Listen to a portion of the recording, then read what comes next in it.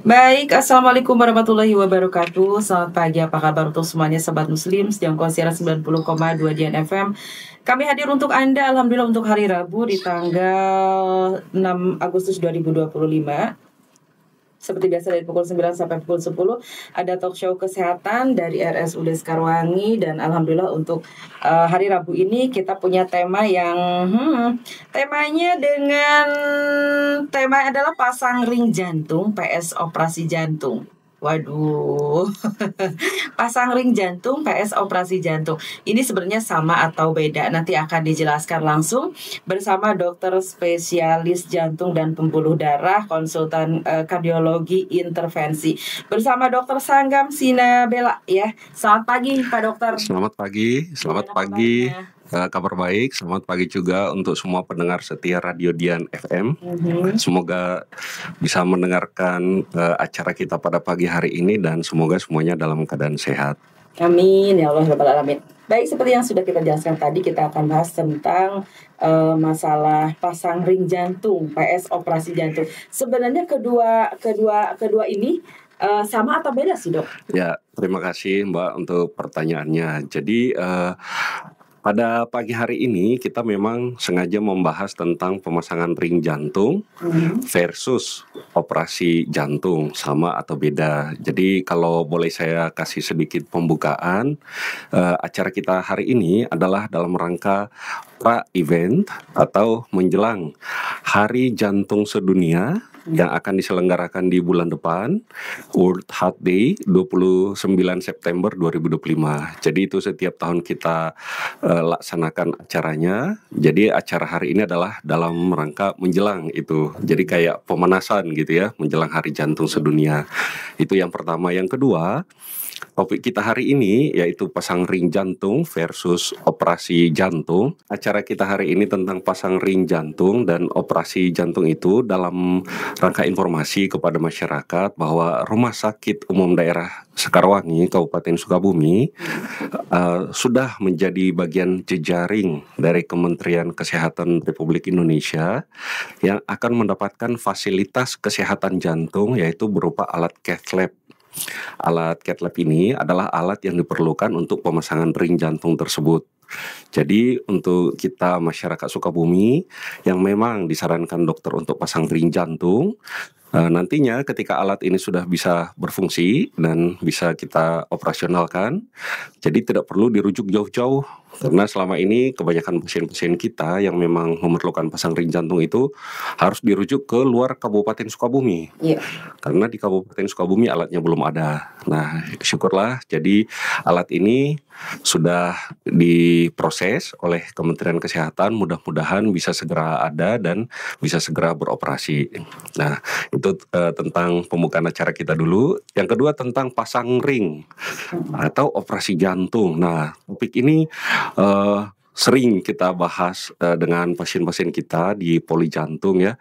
Jadi mendengar kata pasang ring ini banyak masyarakat kita itu yang mendengarnya saja udah, aduh serem banget ya, kenapa harus dipasang ring? Terus mungkin udah sempat ngobrol-ngobrol sama teman-teman, sama tetangga, sama orang-orang di sekitarnya, aduh jangan mau dipasang ring gitu. Padahal pasang ring juga masih banyak yang sebenarnya belum terlalu paham sebenarnya apa itu pasang ring. Buat apa dilakukan pasang ring? Untuk penyakit jantung apa dilakukan pemasangan ring gitu. Nah, ini akan kita bahas pada pagi hari ini.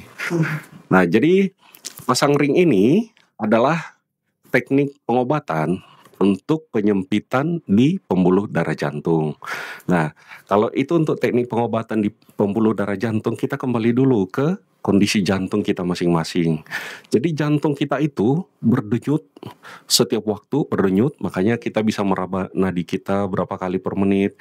Kalau kita bisa dengar baik-baik, kadang-kadang mungkin suka iseng pakai stetoskopnya dokter gitu ya, bisa dengar duk, duk, duk gitu, atau malah jadi berdebar duk, duk, duk, duk, duk. Nah, itu artinya kan jantung sedang berdenyut. Jantung kita itu setiap waktu itu memompa darah. Jadi dia berdenyut karena dia mau mompa. Dia kayak kalau kita pompa ban sepeda, jadi kita pencet itunya karetnya, atau kayak pompa yang biasa dilihat bapak ibu kalau lagi tensi, periksa tensi kan perautnya suka cus, cus, cus, cus, gitu. Nah, jadi jantung kita itu mau pompa, yang dipompa itu darah di dalam badan kita. Darah itu isinya adalah makanan, isinya adalah oksigen. Nah, jadi darah dipompa ke kepala, ke pencernaan, ke seluruh anggota badan kita, sehingga kita bisa beraktivitas sehari-hari.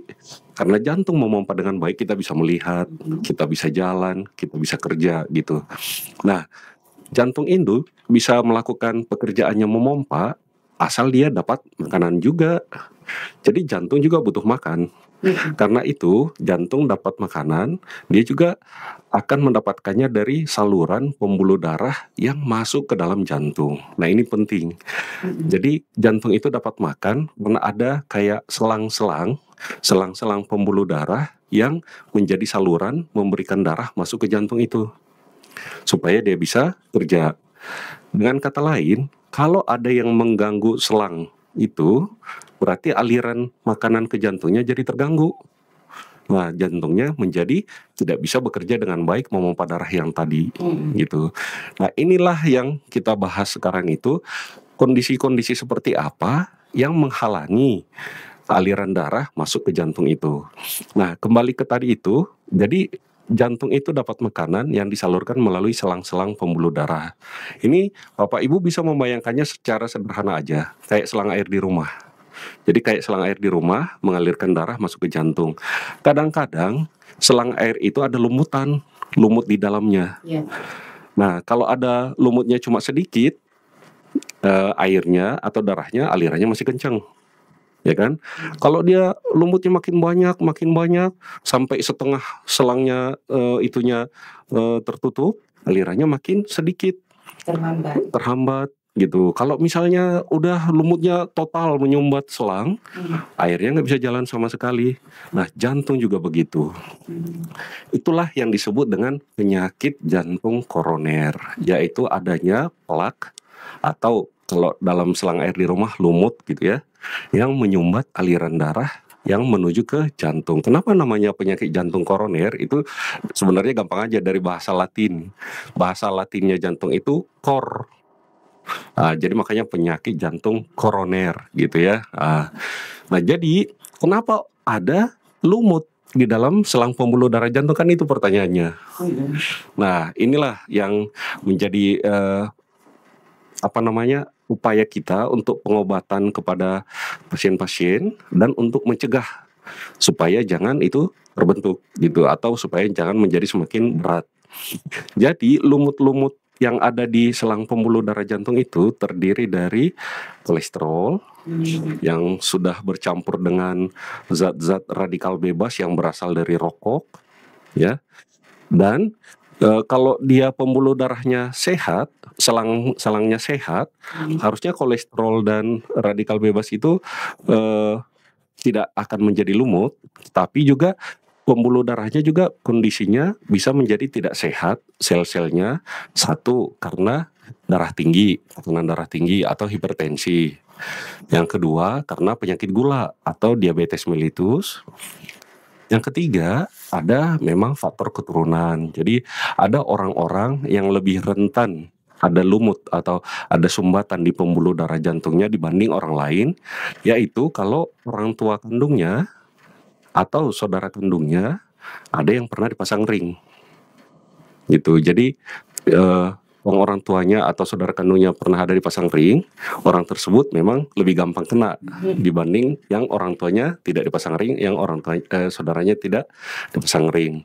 Kemudian ditambah dengan tadi dimulai dari darah tinggi, terus penyakit gula, 3 kolesterol tinggi, yang keempat rokok, yang kelima kolesterol tinggi. Nah, ini semualah bercampur bersatu padu ya. Bisa satu faktor saja, misalnya orangnya darah tinggi saja. Bisa juga orangnya merokok saja, atau bisa juga orangnya ada merokok, ada darah tinggi, ada penyakit gula, jadi satu atau lebih. Nah, inilah yang akan membentuk lumut atau plak di selang pembuluh darah yang nanti semakin lama kalau tidak diobati, tidak ditangani, lumutnya itu makin tebal. dari sedikit makin banyak, makin banyak ya. Nah, disinilah sumbatan terjadi di pembuluh darah jantungnya. Nah, ini bisa menjadi dua di persimpangan jalan gitu ya. Sumbatan ini bisa makin lama makin besar sehingga alirannya menjadi terganggu. Nah, disinilah biasanya pasien-pasien mulai merasakan ada keluhan.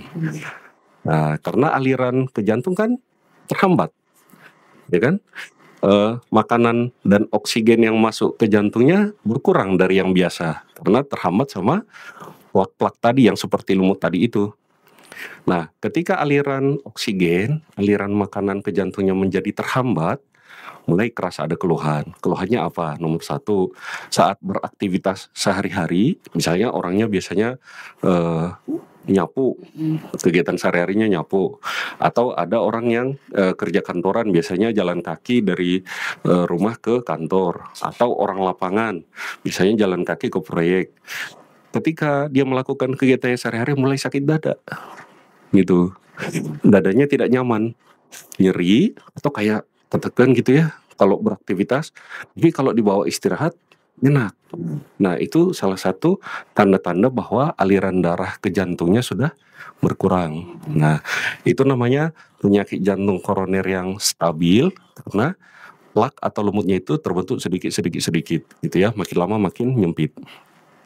Atau kadang-kadang juga ketika lumutnya udah terbentuk ya, tiba-tiba pasiennya ada peristiwa besar yang terjadi, misalnya stres berat atau kerja sangat berat, tapi udah ada lumutnya nih, udah ada lumutnya. Lumutnya itu copot gitu, yang di dalam selangnya itu plaknya itu copot. Karena dia copot sama dengan mirip kayak tangan kita kalau keiris pisau gitu ya, jadi ada itu ya, gumpalan gitu. Nah, di situ juga sama, di dalam pembuluh darah itu terjadi gumpalan darah gitu ya. Gumpalan darah ini harusnya tujuannya itu untuk memperbaiki yang copot tadi. Tapi karena dia kan di dalam selang, ya kan, gumpalannya itu malah menyumbat selangnya. Nah, itulah kondisi yang namanya serangan jantung. Nah, jadi tadi ada dua kemungkinan. Yang pertama, plaknya pelan-pelan tumbuh, ya, makin mengurangi aliran.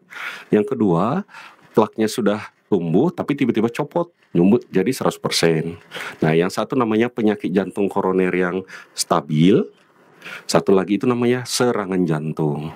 Nah, pada kondisi seperti ini, disinilah perlu kita untuk membuka sumbatan lumut itu atau sumbatan plak itu gitu.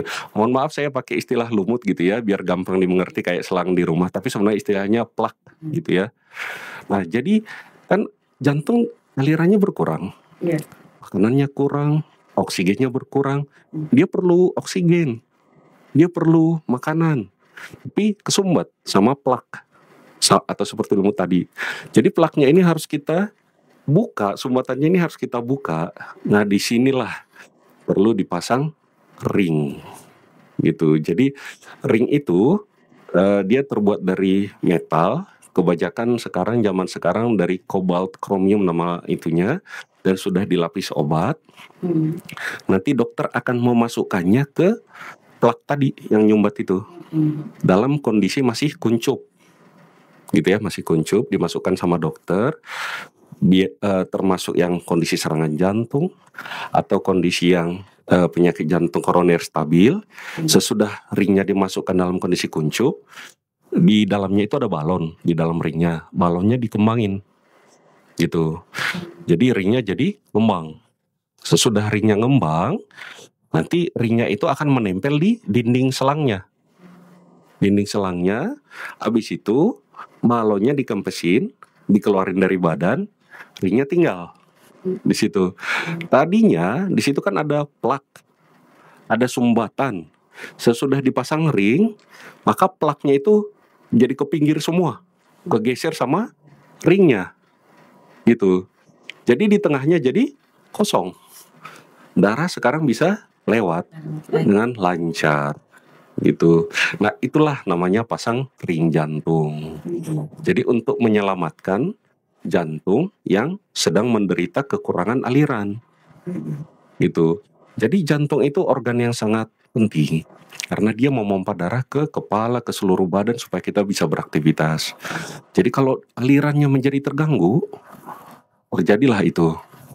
Jadi otot jantungnya nyeri, dadanya nyeri, butuh udara, butuh oksigen. Iya. Makanya kita lakukan pemasangan ring jantung untuk membuka sumbatan itu. Gitu. Itulah pasang ring. Nah, untuk penyakit jantung sendiri, apakah misalkan orang yang punya penyakit jantung itu perlu operasi ring apa enggak nih? Nah, Pasang ring apa enggak tuh, Dok? Oke, itu pertanyaan inti yang sesuai dengan judulnya. Jadi pasang ring itu operasi atau enggak? Itu ya Iya. pertanyaannya. Sekaligus buat Bapak Ibu pendengar setia Dian FM, sebagai informasi, dulu sebelum tahun 70-an, sebelum tahun 1980-an, kalau ada sumbatan yang tadi, maka itu harus dilakukan operasi, Iya. dibelek, Iya. gitu ya. Memang operasi dada terbuka. Iya. Diambil pembuluh darah yang sehat dari kaki, dari betis, yang sehat, ditaruh di jantung untuk jadi bypass, jalan pintas. Kayak kalau Bapak Ibu sering dengar jalan bypass di berbagai kota ya, di Bandung kan ada jalan bypass, di Kuningan ada bypass. Jadi jalan normalnya itu macet, ya kan? Macet gitu. Sama pemerintah dibangun jalan dari samping. Itu namanya bypass. Ujungnya sama. Iya.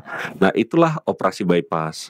Jadi diambil selang pembuluh darah yang sehat dari betis, dibikin jalan bypass, gitu, aliran bypass dari samping gitulah ceritanya. Tapi ujungnya sama. Nah, itu kan harus melalui operasi bedah terbuka. Nah, itu sampai tahun 1970-an, 1980 awal. Kemudian ditemukanlah teknik ini. Teknik pasang ring tidak perlu operasi. Jadi ring itu yang tadi saya sampaikan dimasukkan ke pembuluh darah, dia membuka aliran, itu dimasukkan seperti diinfus. Bapak Ibu pernah lihat orang diinfus ya, pasti ya. Bedanya kalau infus biasa itu ke pembuluh darah vena. Kalau pasang ring itu lewat pembuluh darah arteri yang kalau kita pegang pergelangan kita di sini, itu ada denyut. Kalau kita periksa denyut kan di sini nih dipegang, dimasukkan dari situ, kirim lewat kateter khusus jantung kayak pipa khusus jantung, kirim sampai ke jantung, dimasukkan ke yang sumbatan tadi. Karena itu operasi bypass itu kan operasi terbuka. Kalau pasang ring hanya seperti diinfus, luka aja minimal sekali. Di situ saja di pergelangan. Atau kalau pembuluh darah di pergelangannya kecil, bisa dipindah ke pembuluh darah di lipat paha. Jadi hanya di situ saja. Gitu. Jadi sangat minimal. Nah, itulah bedanya pasang ring dengan operasi. Jadi pasang ring itu bukan operasi. Oke, siap. Ya. Dokter, ada satu pertanyaan. Kalau misalnya kita sudah pasang ring, ini kan banyak juga pertanyaan. Itu ring itu bisa berkarat apa enggak gitu? Apa bisa berlaku seumur hidup itu, Dok? Ya, itu pertanyaan yang sangat bagus. Dan kalau saya ketemu pasien-pasien sering ditanya begitu ya. Jadi ring jantung itu ada bagian metalnya yang sengaja dipasang supaya dia kokoh. Jadi perlu kokoh dipasang di situ. Nah, zaman sekarang ring itu kebanyakan terbuat dari kobalt kromium namanya. Jadi itu tidak berkarat. Itu penting sekali ya, penting. Tidak berkarat. Dan dia dilapisi obat supaya pemasangan ringnya aman. Gitu. Jadi ketika ring itu sudah dipasang oleh dokter, dikembangin, dia kan menempel di dinding selang pembuluh darah. Ketika dia sudah menempel, tubuh kita itu bereaksi. Reaksinya adalah, jadi tubuh kita mengirimkan sel-sel tumbuh di ring itu, di sekeliling ring itu. Jadi ring itu jadi menyatu dengan badan kita. Menyatu dengan badan kita, bagian tengahnya jadi kosong, bisa dialiri lancar oleh darah, ringnya menyatu dengan badan kita selamanya di situ. Sehingga dia perlu untuk membuka sumbatan tadi. Jadi sumbatannya itu yang harus difokuskan untuk dibuka. Iya. gitu. Jadi selamanya jadi bagian badan kita. Gitu. Itu berlaku seumur hidup atau enggak nih dok? Iya, karena kan nanti menyatu dengan badan. Oke. Gitu untuk melancarkan aliran nih. Kalau tidak seumur hidup nanti kan alirannya gimana? Karena kan memang ada yang bertanya kalau misalnya udah pasang ring terus mungkin kerasa lagi gejala atau apa, katanya ada mitos itu katanya harus tambah lagi ring, betul nggak itu dok? Nah itu juga sering ditanya ya. Jadi Bapak Ibu pendengar Dian FM yang budiman, kenapa orang tadi dipasang ring? Karena ada sumbatan. Nah jadi sebelum orang dipasang ring, dokter kan harus tahu dulu nih, sumbatannya itu lokasinya di pembuluh darah atau selang pembuluh darah yang sebelah mana. Jadi seperti di sini mungkin ada gambar yang urat merah ini. Jadi pembuluh di jantung kita itu ada tiga ya, pembuluh darah, selang pembuluh darah yang besar ya, yaitu yang ke jantung sebelah kanan, selang yang ke jantung sebelah kanan, selang yang ke jantung sebelah kiri, dia langsung bercabang dua. Satu selang pembuluh darah kiri depan, satu selang pembuluh darah kiri belakang. Jadi tiga, kanan, kiri depan, kiri belakang. Nah, sebelum dipasang ring, dokter harus tahu dulu itu sumbatannya berapa persen. Nah, jadi nanti seperti di infus tadi, dokter akan mengirimkan kateter. Kateter itu kayak selang khusus. Nanti dari pergelangan tangan dikirim ke jantung. Sesudah sampai di jantung, dokter akan memberikan zat pewarna untuk mengetahui sumbatannya di mana, pembuluh kanan, kiri depan, atau kiri belakang. Kalau udah ketemu sumbatannya, berat atau enggak, misalnya 50%, 70%, 80%, 90%, atau total 100%. Nah, bisa saja sumbatannya itu bukan satu. Misalnya nih, ada yang langsung 3. Ternyata selama ini orangnya sudah penyakit itu, tapi baru ketahuan pas lagi dilihat. Jadi misalnya pembuluh darah kiri depan tersumbat, pembuluh darah kiri belakang juga ada sumbatan, pembuluh darah jantung kanan juga ada sumbatan. Nah pasti saat itu dokter akan membuka sumbatan yang paling berat. Misalnya ada yang 100%, maka ringnya dipasang di situ. Bagaimana dengan yang dua lagi, kan tadi ada 3 sumbatan. Nah bisa saja dipasang langsung sekali 3 tergantung kondisi beratnya itu, atau bisa saja satu dulu, tapi kan udah kelihatan nih 3, ya nanti bertahap gitu. Bisa saja dipasang setahun kemudian yang sumbatan yang tadi yang kelihatan itu, bisa saja setahun kemudian yang satu lagi itu gitu. Jadi tergantung banyak nggak sumbatannya. Nah, disinilah peranan operasi tadi, yang operasi bedah jantung terbuka. Kalau sumbatannya memang terlalu banyak, berarti pasang ringnya banyak banget dong, ya nggak? Nah, disinilah operasi bypass itu, operasi jantung terbuka dengan bedah pintas koroner, memegang peranan. Kalau sumbatannya terlalu banyak, nanti dokter jantung dan dokter bedah sama-sama akan menghitung, ada namanya skor untuk mengetahui lebih baik pasang ring atau lebih baik operasi. Kalau sumbatannya titiknya banyak sekali. Jadi kalau pasiennya sudah dioperasi, itu tidak dipasang ring, memang operasi saja gitu. Nah pada kondisi-kondisi yang sumbatannya banyak sekali, nah itu mungkin nanti dari pembicaraan dokter jantung dan dokter bedah lebih baik dioperasi, pasiennya disarankan operasi. Tapi kalau sumbatannya hanya 1 atau 2 ya, yang 1 dipasang dulu. Kalau yang sumbatan keduanya tidak terlalu berat, nanti dievaluasi, setahun kemudian dievaluasi, kalau udah jadi berat ya dipasang lagi gitu. Jadi bukan dari awal 1 dipasang terus nanti otomatis akan banyak lagi dipasang, bukan. Karena dari pertama dilihat sumbatannya berapa dulu. Kalau cuma 1, ya udah 1. Iya. Kalau sumbatannya dari awal udah kelihatan banyak, ya kan berarti harus ada strategi nih. Mau dipasang sekarang semuanya atau mau operasi gitu. Ya, jadi seperti itu ya dok ya. Kalau misalkan sudah pasang ring, apa itu berpengaruh nggak terhadap aktivitas kita? Nah ini. Dalam bekerja kan nggak boleh berat kayak gitu kan. Berpengaruh nggak dok? Nah itu mitos.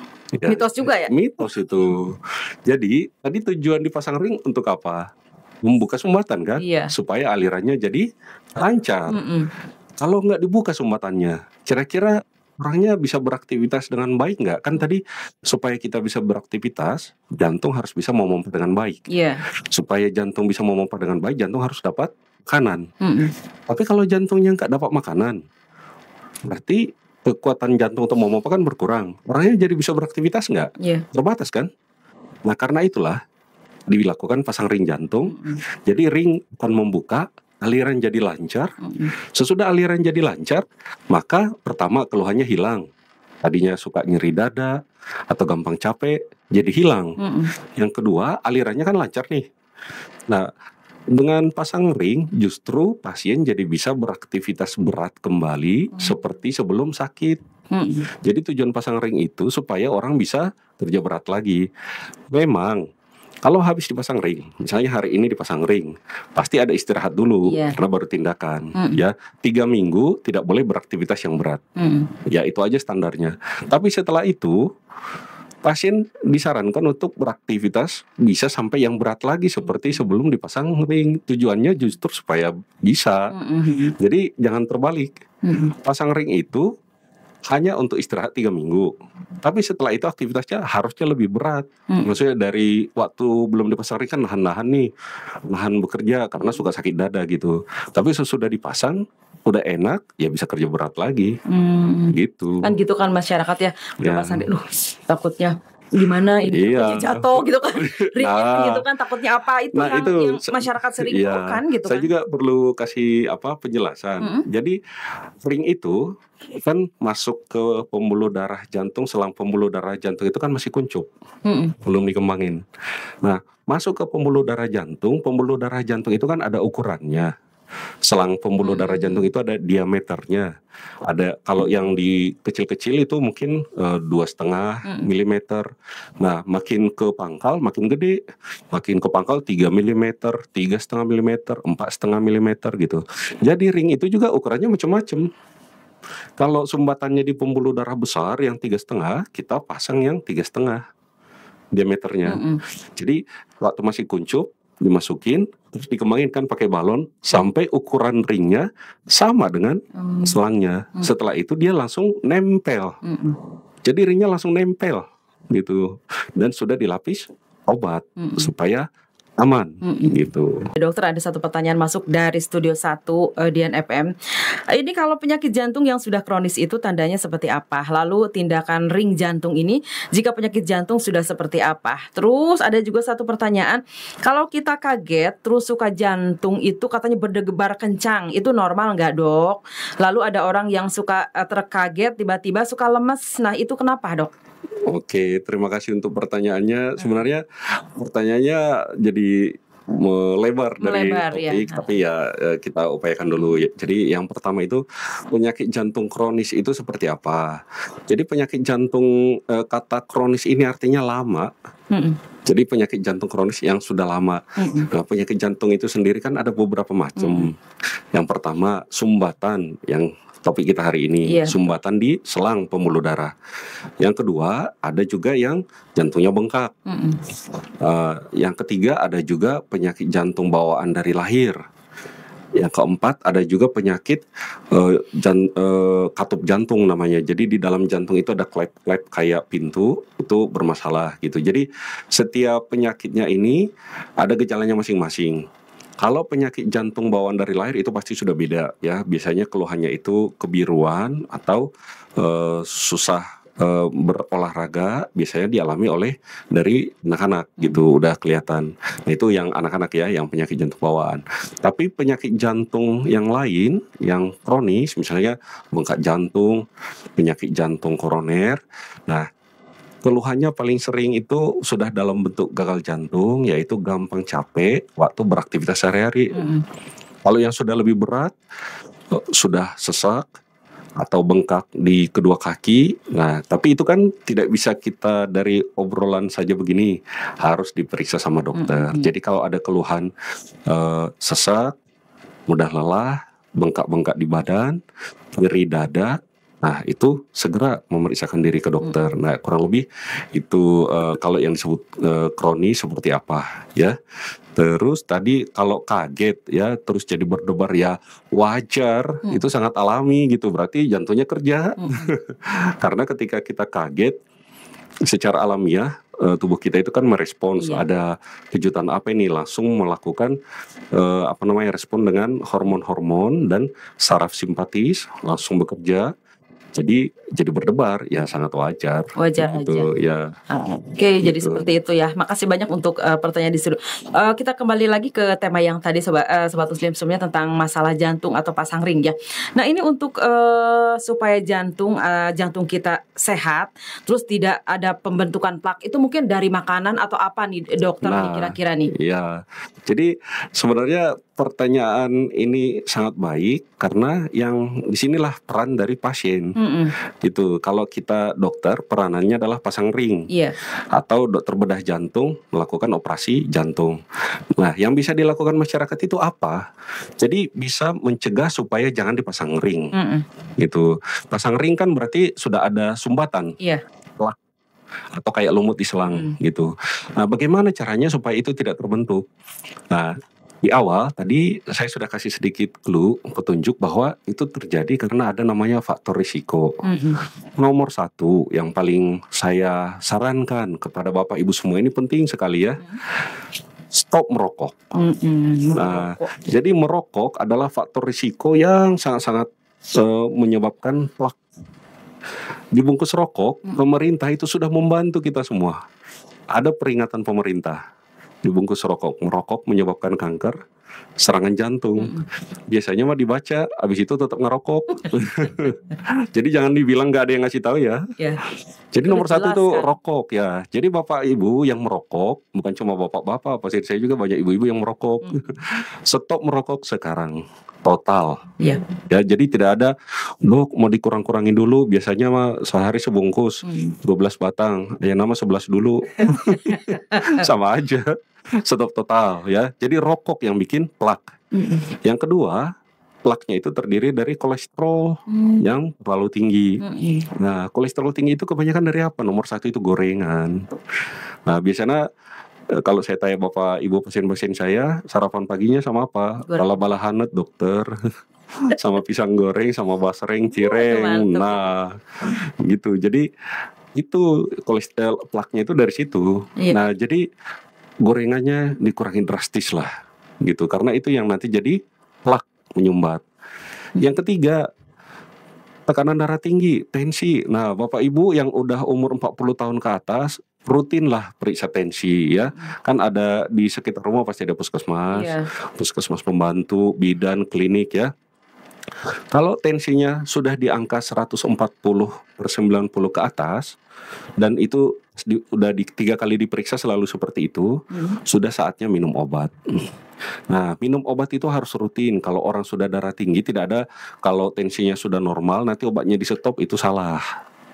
Ya, minum obat itu darah tinggi harus seumur hidup supaya tensinya bagus. Dan orang darah tinggi sangat kita anjurkan stop makan ikan asin. Dokter, saya baru botram kemarin, ikan asin sareng sambal nasi liwet. Sambil menceritakannya juga kan ngacai. Nah, ikan asin itu kalau nasi terus sambal ya tentu naon. Ikan asinnya itu bikin orang yang sudah hipertensi ya makin naik lagi tensinya, nggak sembuh gitu. Jadi satu tadi merokok, dua kolesterol, tiga hipertensi, yang keempat orang dengan penyakit gula. Ya, orang dengan penyakit gula dinding pembuluh darahnya itu gampang rusak, maksudnya fungsinya jadi jelek. Nah, jadi gulanya harus dikontrol. Bapak Ibu yang sudah ketahuan penyakit gula, ya jangan martabak lagi, makan martabak lagi, minum minuman manis lagi. Kadang-kadang ada yang suka minum kopi manis tuh sampai bergelas-gelas ya, gitu. Terus makan kue-kue manis, biskuit coklat, yang manis-manis lah semuanya gitu ya. Nah, itu harus dikontrol supaya jangan jadi plak pembuluh darah gitu. Jadi seperti itu dokter. Nah, itunya ya, yang bikin plak itu di situ, itu yang harus dikontrol. Gitu. Betul sekali. Ada satu pertanyaan terakhir, berapa banyak ring jantung yang ditanggung BPJS, dok? Jadi kalau BPJS saya tidak bisa menjawab sesuai kapasitas BPJS gitu ya, karena mereka kan punya rule gitu. Itu bisa dikomunikasikan langsung saat pasiennya berobat gitu. Jadi bisa ditanyakan ke BPJS berapa yang ditanggung. Tapi maksudnya kalau pasien dengan BPJS bisa dipasang ring, ditanggung oleh BPJS gitu. Kalau mau bayar sendiri ya bisa juga. Tapi biayanya lumayan gitu. Bisa tergantung sumbetannya, tergantung berapa ring. Kalau misalnya bayar sendiri ya bisa 25 juta, 30 juta sampai 50 juta gitu. Tapi kalau pasang ring apakah di cover oleh BPJS? Di cover. Gitu. Berapa banyak ya itu sesuai dengan regulasi BPJS. Oke. Gitu. Baik, seperti itu dan Sobat Muslim semuanya. Kalau melihat perjalanan waktu mungkin ada apa sih namanya? Bahasan kita untuk closing di siang hari ini, Dok. Ya. Apa ini? Ada pertanyaan lagi? Wah, ini ada pertanyaan terakhir mungkin kasihan ya. Assalamualaikum, dari Teratai Biru mau nanya Teh. Apa ini, apa kabar buat yang ada di studio 1, penyakit jantung yang seperti apa yang harus dipasang ring? Nah, ya sebenarnya pembahasan kita dari awal udah itu sih. Jadi penyakit yang pertama sekali lagi pasang ring itu bukan operasi. Ya, operasi bypass hanya dilakukan kalau sumbatan di pembuluh darah jantungnya banyak sekali dan sudah diputuskan bersama oleh dokter jantung dan dokter bedah. Nah, yang dipasang ring adalah yang di selang pembuluh darahnya ada plak yang menyumbat sehingga aliran darah jantung tidak lancar. Tersumbat. Jadi jantung tidak mendapat oksigen atau makanan seperti seharusnya. Nah, plak inilah yang harus kita buka supaya alirannya lancar lagi. Gitu. Nah, jadi pada kondisi sumbatan di selang pembuluh darah jantung, sumbatannya berat, itulah yang perlu dipasang ring.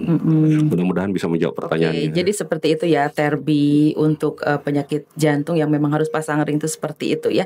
Baik, untuk closing ya dokter, untuk bahasan kita karena menjelang Hari Jantung Sedunia tepat nanti pada tanggal 29 September ya dok. Silakan dok. Terima kasih. Jadi setiap tahun seluruh dunia memperingati Hari Jantung Sedunia, yaitu 29 September, dan salah satu acaranya sebagai pendahuluan menuju ke sana adalah topik pembahasan kita hari ini. Bapak Ibu yang budiman, pendengar Dian FM, jadi supaya kita tidak perlu dipasang ring, pencegahan, atau bagi Bapak Ibu yang sudah dipasang ring atau yang sudah dioperasi bypass, bagaimana caranya supaya tidak perlu dipasang ring lagi. Nah, bagi yang sudah dipasang ring, yang pasti minum obatnya tidak boleh berhenti di tengah jalan, harus rutin. Bagi yang belum dipasang ring atau yang sudah dipasang ring, supaya tidak perlu dipasang ring lagi, nomor 1, stop merokok. Bapak Ibu yang merokok, nggak di stop ya, karena di Indonesia laki-lakinya itu 70% itu merokok, aktif gitu ya, makanya ya sakit jantungnya banyak sekali gitu. Pemerintah sudah mengusahakan ya, rokok menyebabkan serangan jantung, nggak dibaca dan dilaksanakan ya, langsung stop saat ini juga. Yang kedua, Bapak Ibu yang ada penyakit tekanan darah tinggi, minum obat rutin ya supaya tensinya normal dengan obat. Stop makan ikan asin. Ya, terus Bapak Ibu yang ada penyakit gulanya dikontrol dengan obat, dengan makanan ya.